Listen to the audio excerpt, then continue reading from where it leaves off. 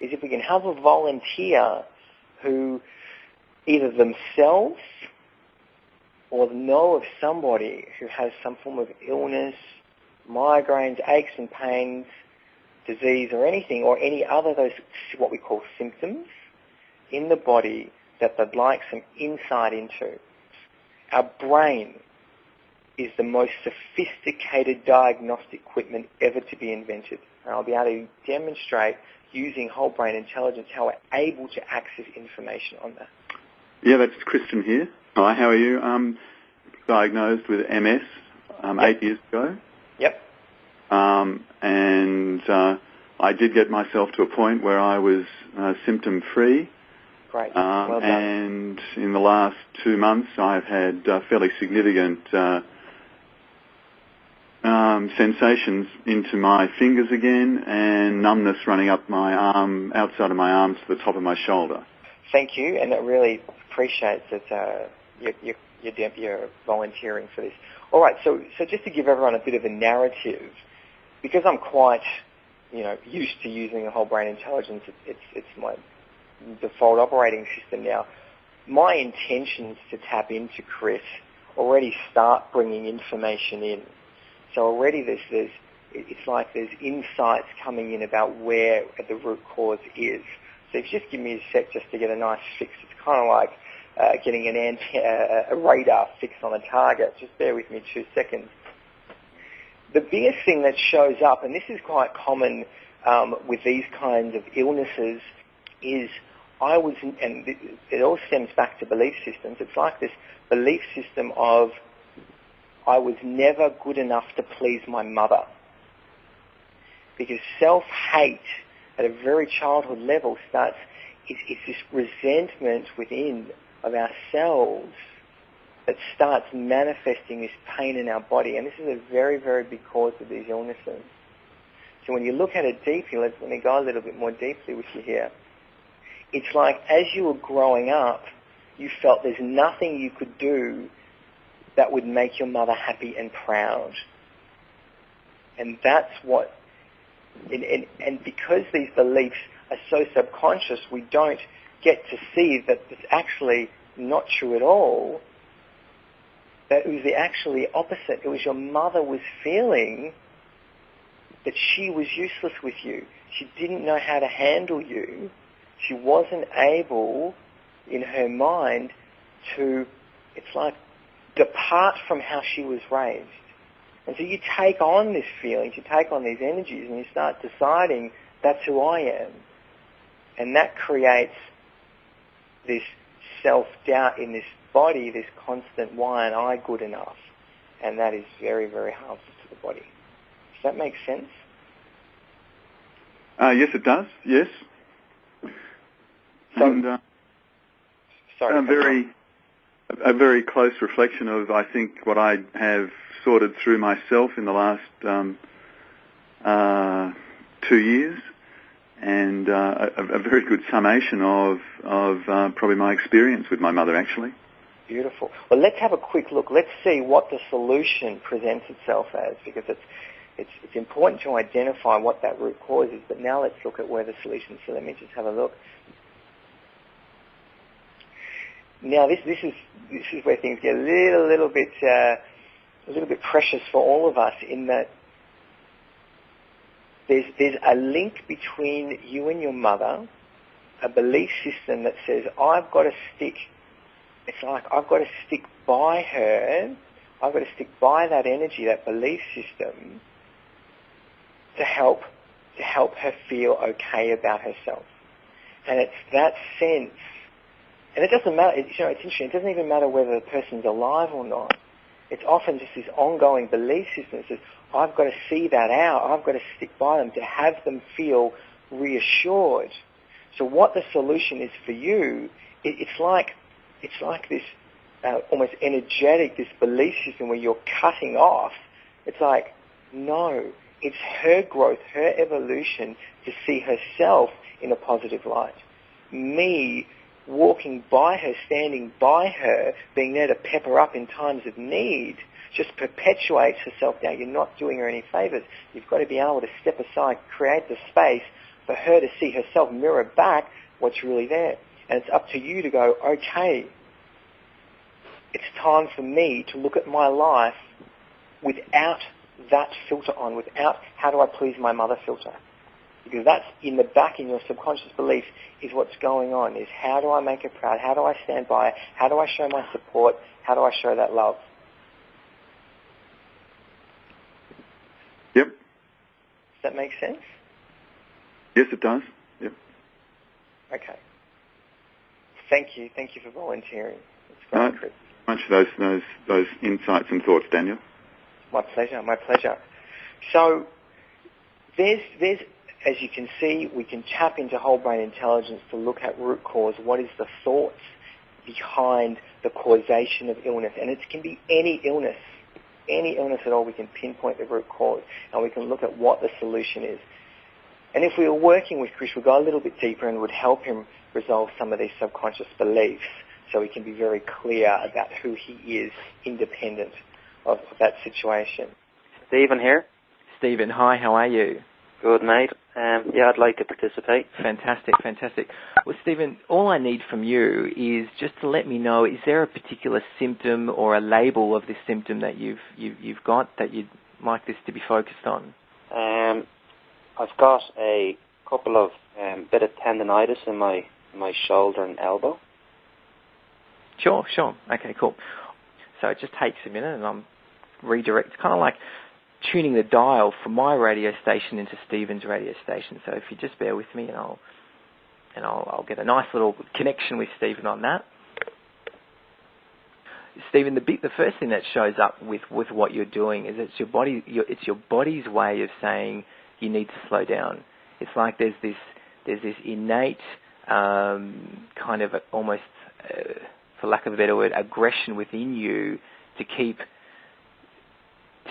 moving forward, to keep applying yourself and to get more out of yourself. It's like, I need to get more out of myself. And it's your body's way of saying, hey, you need to slow down and you need to rest. So it's showing up. It's its own mechanism to slow you down. And this is really common, that if you don't take the hints, the body starts kind of stepping in for you. Does that make sense? Oh, absolutely, yeah. Yeah, right. yeah. So I'll just see if there's a particular belief at the subconscious level to see what's generating that behaviour within you. If you just give me a second. Okay, the belief that shows up is I need to be more. So when you have a belief like I need to be more, we often experience compensatory behaviours. It's where things like ambition stem from, being highly competitive, one-upmanship.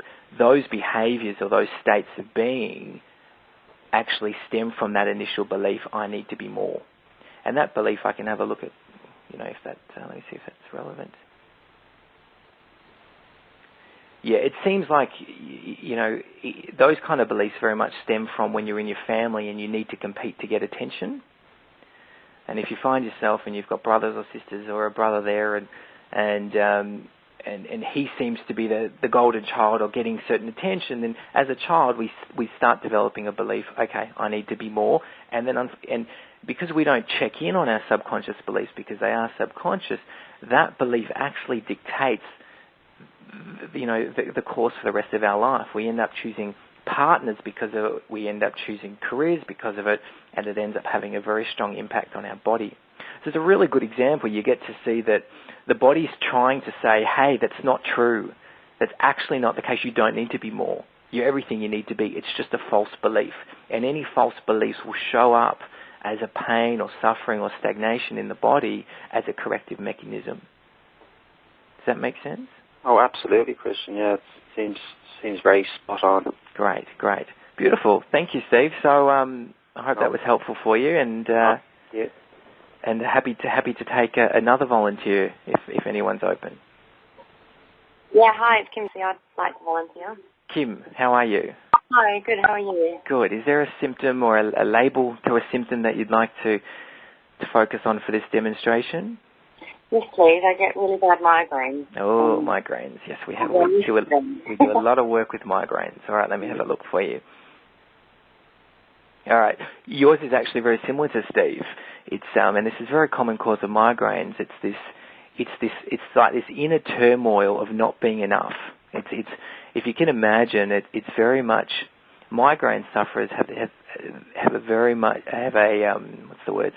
It's this very kind of self-beating aspect to them. If you can imagine yourself constantly punching yourself in the head, that's very much what happens to migraine people. So if you look at what's going on with you, is that it's this internal wrestle. It's like, I can't get it right.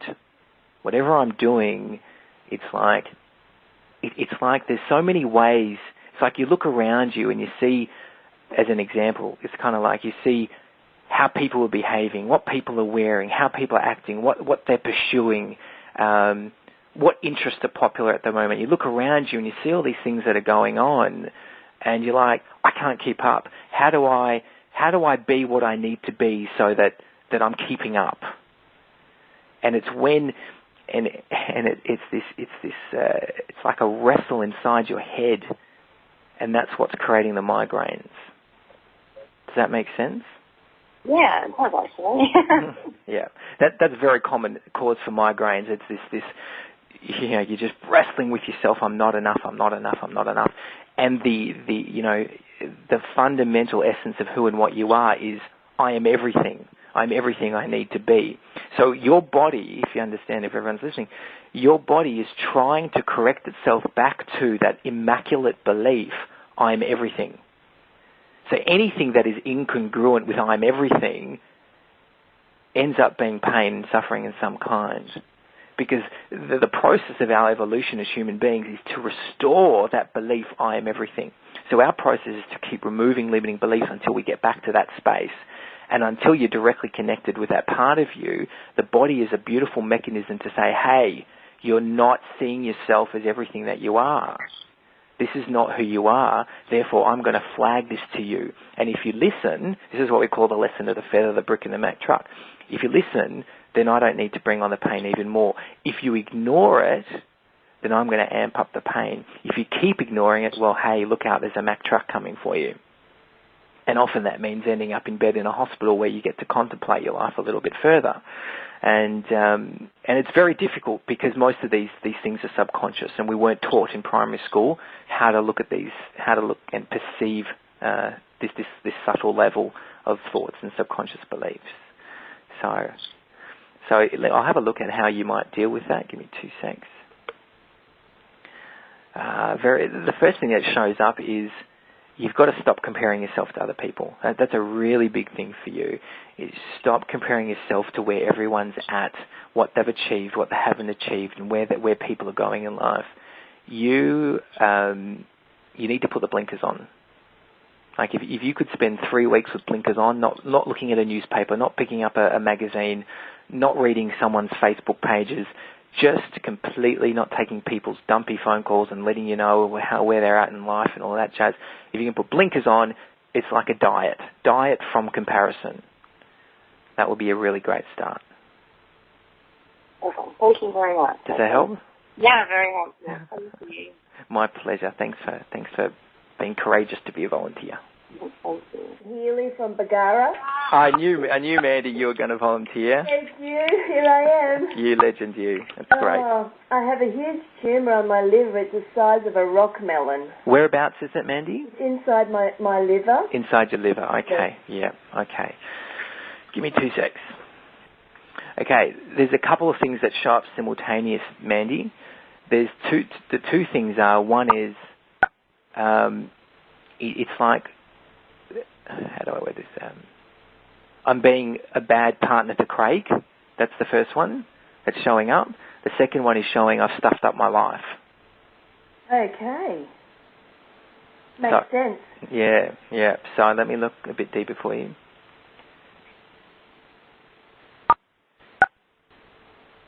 Yeah, it's like this total self-abuse of I've stuffed up my life, and what the message there is for you and your body is, it's like, if that's what you believe, then let's make it a reality.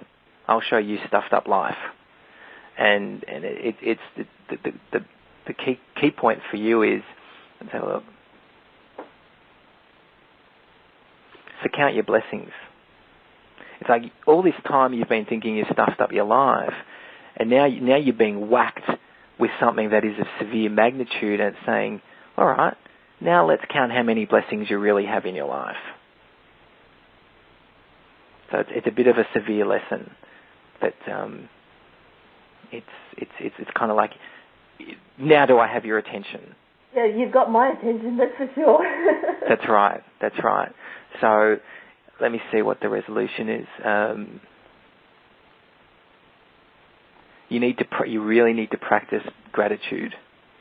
Okay. You need to look at the rest of your physical body in awe at how magnificent it is, at how magnificent your eyes are, your heart is, your mouth is, that you can verbalize and create, how beautiful your hands are, that you can bring beautiful things to creation. You need to look at Craig, and you need to adore every part of him. It's just like every inch of him you need to just soak up with utter gratitude. You need to look at the birds in the trees, where you live, that you have a roof over your head, and the beautiful food that you guys are able to cook for yourself. It's like you need to immerse yourself in gratitude. And it's kind of like when you reach a certain point where it has landed for you, that your life isn't ruined, then you're going to start to see this tumour start depleting. It's sticking there as an insurance to say, I'm not leaving until you get this. Right, thank you. My pleasure. Oh, wow, I'm shaking. Thank you so much. You're absolutely welcome. Thanks. You're absolutely welcome. I'm glad you volunteered. I felt you would. Oh, thank you. I was buzzing to get on. I couldn't press *# quick enough. No, that's great. Well done, Mandy. Thank you. Thank you. All right, so... Yes, you're in Melbourne. I have no question. I just want to say thank you so very much for the most interesting and helpful advice that you gave, Daniel. My pleasure. Thank It is you. absolutely incredible how you go to the guts of the thing, and people understand what you're saying. Thank you. I just had to tell you that. I appreciate that. Well, very thank much. you so very much. And you, Christian. June. You're welcome, June. Thank you so much. Thank you. Yeah, this is Robert from Melbourne. Robert, how are you? Yeah, good. Christian, you two guys are amazing. Thank you for putting this on. Thank you. You've got to have some sort of a conference together, because I think listening to you, Daniel, speaking was sort of not only very enlightening, but I think it's what the work you guys are doing is the way of the future. Thank you. Look, thank you, gentlemen. Our absolute pleasure. Christian and I are going to be running some courses in the new year, and we'd love to share them with you. We've got some groundbreaking teachings to give you guys and teach you all how to access this whole brain state for yourself, and it's really beautiful, really profound. I have a question for a friend. Sure. The name of the person is Hazel. Hazel? And she has been diagnosed with Parkinson's disease. Yep. Her name is Hazel. You're wanting me to have a quick look at Hazel? I'd love it. All right, give me 2 secs. The first thing that shows up with Hazel is this huge fear of the future. It's like in every moment there's what's going to happen in my future, what's going to happen in my future. It's just like this rocky ground. It's very interesting. I'm being shown that if you look at, the symptoms of Parkinson's is that very shaky, you see people have a lot of, there's that shakiness in people, and it's very interesting because that's actually the feeling within the body. It's my ground is being shaken. And it's if you go through, spend a large part of your life with this uncertainty into your future, this constant fear, this anxiety, that ends up rocking your world, so to speak. That having known Hazel for 25 years, that's a perfect answer for her. Yeah. So the next area I'd like to demonstrate, and we might have time to go back to other people with illnesses or anything, symptoms like that. But Christian, the next area I'd like to demonstrate is looking at the subconscious beliefs with someone who's experiencing a lack of fulfillment in any area of life. Because every area of life, whether it's finance, physical health, relationships, children, business, is predicated upon certain self-beliefs. at a subconscious level. So is there anyone who'd like to volunteer who's experiencing... Can you hear me? I can. Who am I talking to? My name is Evie, and I'm basically feeling a bit of unfulfillment in my business. I've got a hair business, but at the moment I seem to be heading not in the right direction. So as a result, I'm not making money, and I'm not fulfilling my dream goal, so to speak. Sure. So. All right, well, what I'll do, I'm going to demonstrate, because what we're able to do with whole brain intelligence, we can perceive the information frequency of subconscious belief systems. Mm-hmm. All right, so what I'm going to do, I'm going to look at what your subconscious belief systems are that are creating that symptom or that impact in your life. So just bear with me 2 seconds. Okay, what's showing up, the very first thing that comes in is I'm a failure. There's a root belief system, I'm a failure. Now let me show you how that's playing itself out.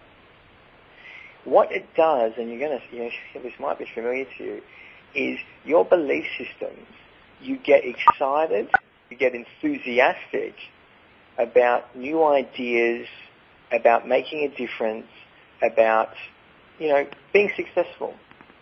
But that belief system, I'm a failure, gets masqueraded in your life as I'm bored.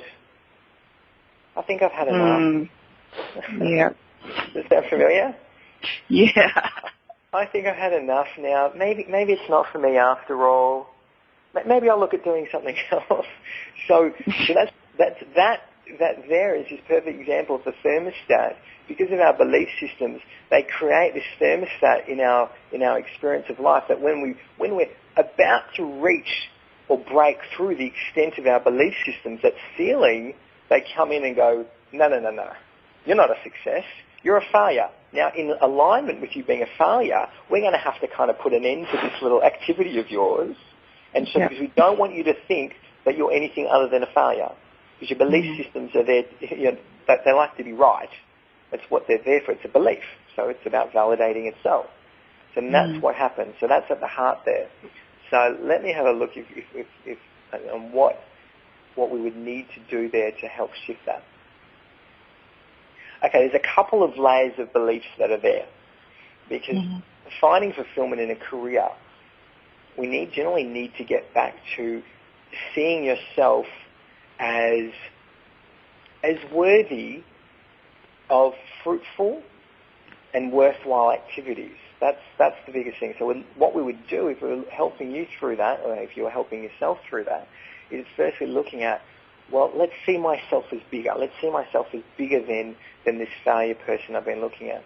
Then what we'd need to do, let me have a look, what's next then? We would be looking at installing new belief systems about persevering through that bump, because there's a big lesson in your life about persevering past that little bump in the road. But you need to put in new belief systems that allowed you or had you feel strong enough and empowered enough, so not feeling bored, that would allow you to push through that experience. And that's pretty much how you do it. So let me see if there's something you can do right away. Yeah, I'm getting there's a bit of an exercise you could do. If you could actually sit down and say, if I was not being a failure, what would my business look like? And what would my life look like? And that would give you a real good insight as to whether you're on purpose, whether you're actually in something that's fulfilling for you. Because if you're still not being a failure, whether you'd still be running that or not. Have a look at that. Thank you. Makes so much welcome. Sense. You're so welcome, Evie. Right. Now, the next thing, Christian, if we can have a third volunteer to look at a demonstration about people, I guess we kind of did that one then, about people who are wanting to make decisions about their future. Okay, Jan, what would you like? I feel completely stuck with my life, really. That's probably too big a question, but I'm quite happy to listen to whatever insight you get. I just don't know which way to turn, and I know that I'm not living my life at the moment the way I should be. Yep. Okay, that's fine. That's enough. And I'm lacking fulfillment in everything. Okay. All right. Well, let's look at what the biggest insights are there for you to get feel at peace and head towards that fulfillment experience. Fulfillment. Let me have a look. All right. Now, this is a very big one for you, Jan, is that you spend a lot of time with like-minded people. Now, in this case, that's not a good thing. You spend a lot of time with people who are wanting to be in misery's company. And that is the first thing you need to be doing, is going on, it's like putting the blinkers on, starving yourself of these depressive conversations with people, talking about how bad our life is. It just fuels the depression to the point where you almost create misery so you guys have things to talk about. It allows you to bond and therefore feel as accepted by each other. You feel part of something. That is the very first step you need to take. You've got to stop saturating yourself around other people's belief systems about what a struggle life is and how miserable everyone is and how life's unfair. That's the first step. Mm-hmm. Does that make sense? Yeah. I didn't realise to that extent, but It's absolutely, it's just, it's suppressive of your intuition, of your ability to see beyond who you think you are. It's, as I said, it's formed into, well, let's see what miserable thing I can go and talk about. And I do recall that is something that came up recently for you. So that's the first step. Now, definitely, Jan, what I would do is, and I mentioned this to everyone else, we have this question and answer facility on our website where you can go in and ask Universal Intelligence a question on any area of life at www.accessingui.com. You can ask any questions. So go online and we'll be able to go deeper with you as well. But that's the starting point for you. You've got to make that decision that I'm worthy not to keep doing that anymore. That's the first bit. All right, thanks, Jan. Thank you. My pleasure, as always. Thank you very much, Daniel. Everything is an energy. Everything is an intelligent energy. And I was actually going to ask is relating to your the course. Oh, yes. That you're providing. One of the things that I find is I get very excited. I've done lots of courses in my life. And then, once the fantastic information, etc., and then I seem to fizzle out after a little while. I don't seem to stick. And I'm just wondering whether attending your course is going to maybe create a bit of a breakthrough in this blockages that I'm obviously suffering. Well, let me explain. Let me explain how that works and why it's different. At our courses, it's kind of the opposite of learning. We're not adding anything to you. It's more that we're removing something from you. So in a lot of other courses, people are adding information and getting you excited and motivating you. What we're actually doing is we're having you see that underneath the limiting beliefs of who you think you are, you've actually got these incredible abilities. We're just reminding you. We're just reconnecting you to that. So it's like a child learning how to walk. And once you can walk, you can walk. And that's why when you come to the courses, you actually leave with these abilities, and they're yours. It's not about having to do more learning or more study or more reading. It's just you. It's just who you are. We've just had to strip down these layers of self-doubt to get to who the real you is. So then from that point on, it's just about you learning to trust and nurture those skills and applying them in every situation you can to strengthen and hone that ability. But they're yours. It's, as I said, it's exactly like a child learning how to walk. As long as they keep walking rather than keep trying to crawl, they're going to keep being able to walk. And that's how our courses work. Okay, when's your next course in Melbourne? Does anyone have any more questions before we finish up? Just have one general quick one. Sure, who's speaking? It's Jan. Just listening to what you were just explaining to us after what you told me personally earlier, I just had one of those big whammos when you wake up to somebody who's been having a negative influence but you didn't realise it. Oh, great. Because they disguise themselves as being helpful. Does that make sense? Yes, they do.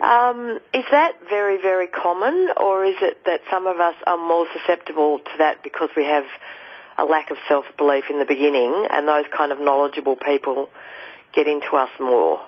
You've just answered your question beautifully. Right. It is common because there's many that are carrying that self-doubt, and people who carry their self-doubt very much need to cling to people who have a lot of self-belief. Right. It fills that void. Okay. So you answered that beautifully. I got it. Yes. I'd like to just share something privately because I was in exactly the same position as the nice man earlier who's done a lot of courses. And even though I personally did not do the third day of the course simply because I went into it with a nasty virus and I realised that I would have been better off doing it when I was well. But because I have done so many courses and been searching for so many answers for so long, I will tell you that I took my inner cynic on my shoulder, and I have great intuition about people once I can meet them and see them and experience them. And I just totally, without being over-emotional and ridiculous, I totally got Daniel and Sonja and the people around them. They're just beautiful people. And Daniel is like, for those of us who are a bit older and have done lots and lots of courses, I just wish I could turn back the frigging clock and have my life back at that age. And I just trust this guy completely. And I know that they're coming from the highest space, and that's the bit that's important to me. Because if we can learn to access our own answers, we don't need to keep doing millions of courses. We just need to get on with ourselves. And I'm looking forward to that myself. Oh, thanks, Jan. Thank you. Thanks so much. Pleasure. All right. Well, thank you, Christian. And ladies and gentlemen, thank you very much for attending our teleconference. And just a reminder for those of you who do want to tap into universal intelligence, come onto our website. It's free. Ask a question, and one of our highly, highly trained UI staff will be able to tune in and provide you with some direction and insight that you might not be able to tap into at this point. So it's been an absolute pleasure. I do hope to see you guys all at our courses. I do hope to meet every single one of you. This is an incredible ability, and I'd love to share it with you all. Thank you. Thank you, Christian. Yeah, thank you very much, Daniel, for your presentation. And I just want to recap, for people who would like more information about UI, please go to www.accessingui.com.